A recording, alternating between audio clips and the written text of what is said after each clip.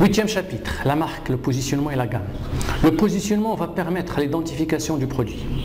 Afin de répondre aux besoins des consommateurs, le produit doit être associé à un ensemble qui constitue la gamme. On commence par la marque. Le concept et les fonctions de la marque. La marque est un signe, un symbole, un son, un code couleur ou l'assemblage de tous ces éléments qui peuvent identifier un bien ou un service d'un vendeur. Le concept de la marque. La marque peut avoir deux missions essentielles. La praticité qui fait de la marque un outil important de fidélisation, le repérage de l'offre dans un espace. La marque se compose d'un certain nombre d'attributs perçus par le consommateur. Ce sont des caractères. Exemple, nouvelle frontière. Voyagiste du grand public. Voilà, c'est un attribut. La marque peut véhiculer des valeurs. Exemple, une culture relative à l'entreprise. Fram, voyagiste français. Une personnalité. La marque permet de développer la personnalité de l'entreprise. Un profil d'utilisateur. La marque permet de repérer différents profils de consommateurs. L'UCPA ne convient pas à la catégorie senior, comme exemple. Les fonctions de la marque. La marque a deux fonctions essentielles. Une fonction mercatique. La marque permet de promouvoir et de différencier un produit ou une prestation des autres offres des concurrents. Une fonction juridique. La marque est un signe distinctif qui peut être protégé pendant un certain nombre d'années par un dépôt à l'Institut national de la propriété intellectuelle, l'INPI, en France, ou à l'Office marocain de la propriété industrielle et commerciale, l'ANPIC, au Maroc. Stratégie et dimension de la marque. Les stratégies de la marque. On distingue plusieurs stratégies relatives à la marque. Une marque individuelle, la marque produit. La marque est liée à un produit unique. Exemple, marque blanche, réplique de la plateforme de réservation. Un seul nom générique, la marque Ombrelle, elle est portée par plusieurs produits, exemple Gîtes de France, Samsung. La marque déposée, combinée, à fédérer autour de valeurs communes, qu'on appelle marque caution. Autrement dit, c'est la marque Ombrelle associée à la marque produit.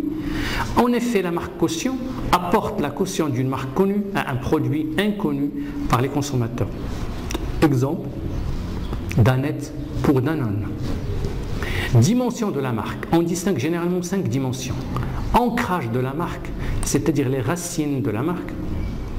Territoire de la marque, les marchés et les clients actuels et potentiels de la marque. Personnalité de la marque, les valeurs et les caractères de la marque. Relation avec les consommateurs, adulte-adulte, père-enfant, mère-enfant, père-mère.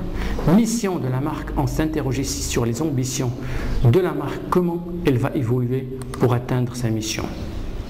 Le positionnement, définition et méthodologie. Le positionnement est la conception d'un produit et de son marketing dans le but de lui donner une place précise dans l'esprit du consommateur. C'est la définition de Kotler et Dubois. Objectif du positionnement est d'assurer la réussite pour un nouveau produit. Elle permet à la marque de se différencier par rapport à la concurrence et d'occuper une place unique dans l'esprit des consommateurs. Un positionnement doit posséder 4 qualités. Être clair, correspondre à des attentes de la part des consommateurs, être crédible et être original. Un positionnement efficace doit remplir un certain nombre de conditions. Exploiter un critère de choix du consommateur, être exclusif, être compatible avec les positionnements occupés par les autres produits de l'entreprise, être crédible pour la cible visée, être durable dans le temps, être cohérent avec les ressources financières, humaines et techniques. Un positionnement doit passer par une cohérence dans le temps de la communication et des contrôles réguliers par des études de suivi de satisfaction de la clientèle. Les stratégies possibles. Une stratégie de positionnement doit permettre au voyagiste de donner à son produit commercialisé sur le marché une image particulière, différente de celle de la concurrence. Un certain nombre de stratégies peuvent être résumées ainsi. Stratégie d'imitation. Le professionnel développe une image analogue à celle du concurrent leader, stratégie de suiveur. Deuxième stratégie, stratégie de différenciation. L'entreprise cherche à se différencier. Stratégie de différenciation, l'entreprise cherche à se différencier de la concurrence par l'image de marque. Stratégie d'innovation, c'est le fait d'innover et de créer. Le voyagiste ajoute à sa brochure une destination nouvelle. Schématiquement, ces stratégies peuvent être illustrées dans un tableau qu'on pourrait voir dans le cours. Donc, il y a les stratégies, les avantages et les inconvénients propres à chacune d'elles. Les produits et les services de l'entreprise sont cartographiés sur une carte de positionnement, ce qui permet aux responsables marketing de les comparer. Aussi, ce schéma, on pourrait le voir dans le cours. La gamme. Définition et composition de portefeuille. La gamme constitue le portefeuille de produits référencés. C'est l'ensemble des produits proposés par une même entreprise en vue de satisfaire la clientèle ciblée.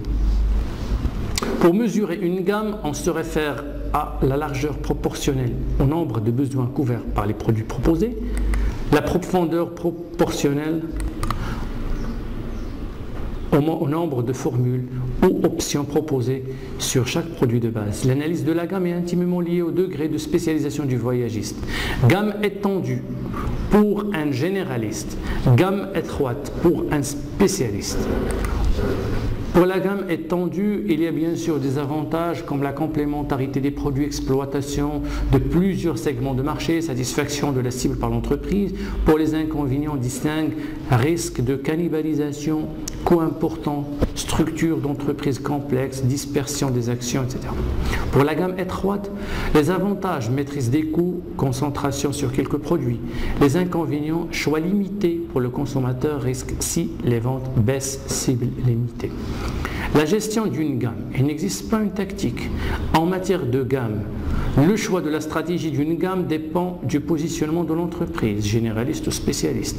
D'autres considérations peuvent être prises en compte. La position de l'entreprise en termes d'image, haut de gamme, bas de gamme, etc. La segmentation de marché par rapport à la demande. La recherche d'une adaptation en fonction du circuit de distribution.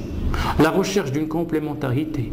La commercialisation de produits destinés à contrer la concurrence. Par ailleurs, la gamme se construit selon les choix stratégiques présentés ci-dessous. Produit leader, sur lequel repose l'image de l'entreprise, chiffre d'affaires. Produit d'appel, attire le client grâce au prix.